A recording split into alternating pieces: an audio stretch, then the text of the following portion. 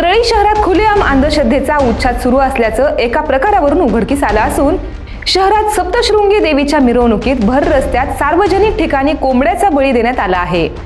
हळदी कुंकू, नारळ, लिंबू रस्त्यावर टाकल्याने नागरिकांमध्ये भीतीचं वातावरण निर्माण झालंय। तर या घटनेचा परळीतील अंधश्रद्धा निर्मूलन समितीने जाहीर निषेध केला असून परळी शहर पोलीस ठाण्यात आयोजकाच्या विरोधात गुन्हा दाखल करण्यात आला आहे। परळीचे माजी नगराध्यक्ष दीपक देशमुख हे सप्तशृंगी दुर्गोत्सव मंडळाचे अध्यक्ष आहेत। त्यांच्या वतीने त्यांनी परळी शहरात सप्तशृंगी देवी मूर्तीची प्राणप्रतिष्ठा आयोजित करण्यात आली होती।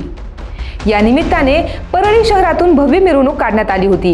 या मिरवणुकीमध्ये राणी लक्ष्मीबाई टॉवर या सार्वजनिक ठिकाणी रस्त्यावर हळदी कुंकवाने चौकोन बनवून त्यावर नारळ, नागवेलीची पाने आदी विविध वस्तू टाकण्यात आल्या होत्या। तसेच तोंडाने कोंबड्याची मान मुरगळून कोंबड्याचा बळी घेण्यात आला आणि या कोंबड्याला रस्त्यावर फेकून देण्यात आलं।